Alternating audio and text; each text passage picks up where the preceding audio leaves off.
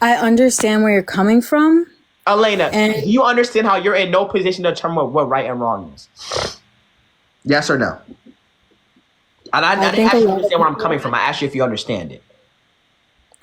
I'm saying, and I'm trying to understand your viewpoint. I really am. Okay, Um, you understand, Elena, how you do not.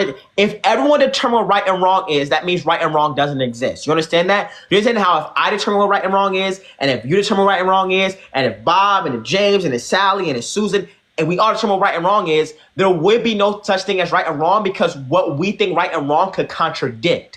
I can think something is right that you think is wrong. You can think something is wrong that I think is right. Therefore, it's just all arbitrary. There is no actual this is right and this is wrong. It's just whatever Elena thinks is right is right. Whatever Elena thinks is wrong is wrong. Whatever I think is right is right. Whatever I think is wrong is wrong. And if I think something is wrong that you think is right, you're in no position to tell me what I think is wrong is right. And I'm in no position to tell you what you think is right is wrong because there is no objective standard. So it's just all arbitrary and baseless. Do you understand, Elena? Do you understand how we have to have an objective standard outside of ourselves, outside of society to appeal to actually say things are right and wrong? Do you understand? I've explained this.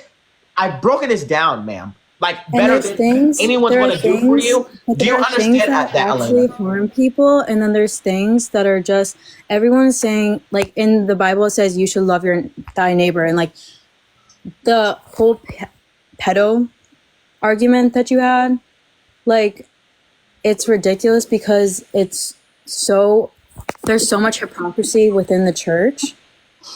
Elena, we're not talking about hypocrisy within the church right now. What? Okay, Elena, I gotta move on, dude. But This is Elena, guys. Elena is like literally like she's like all over the place, guys. Like she is literally all over the place.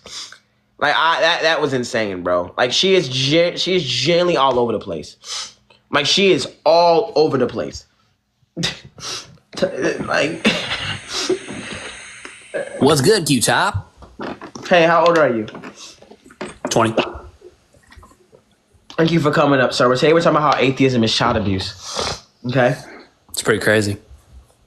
Yeah, so all atheists must teach their children they have no purpose.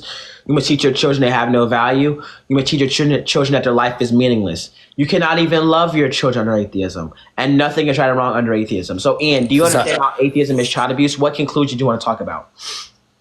I kind of want to talk about how, you know how the last girl talked about how she's just like spiritual. Did you want to talk about today, Ian? I kind of wanted to say how, since you believe in God, you're kind of the same as the last girl because, she's just spiritual and you're just... I'm not the same as last girl because her worldview is contradicting me.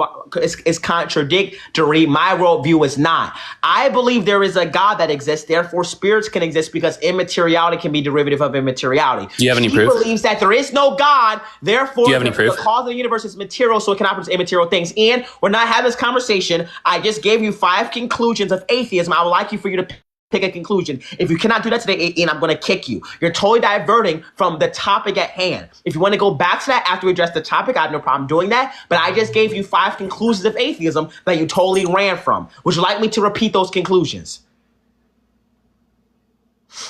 Ian, would you like me to repeat those conclusions? Okay, Ian, I'm about to kick you if you do not come back to the app.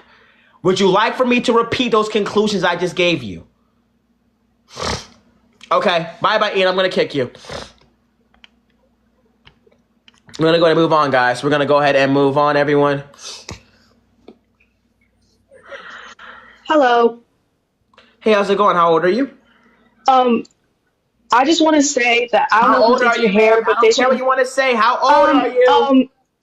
Let's just say I'm old enough to understand. Okay. Yeah, you're getting kicked.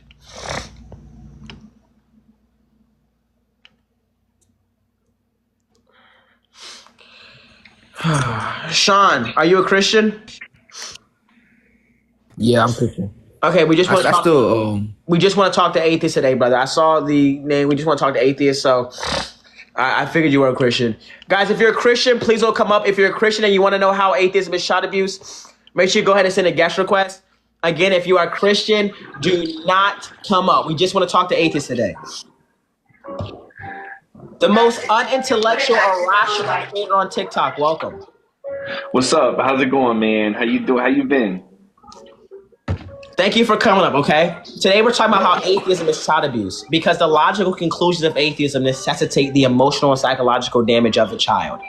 The reason being is because there are conclusions that we can derive from the proposition there is no God. Okay, I'm going to give you 5 conclusions in number. I would like for you to pick a conclusion and then we'll talk about it. Please don't run. All atheists must teach their children they have no purpose, they have no value, their life is meaningless. You cannot even love your children under atheism, and nothing is right or wrong under atheism. I would like for you to pick one of those conclusions and let's talk about it. Life has no value.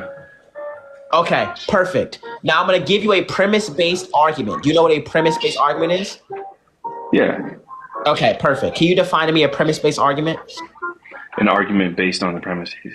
Okay, sir, this is a fundamental restatement. You just said you just said it backwards. That you're absurd and totally debased. Okay, when you define a word, you don't use the word in a definition.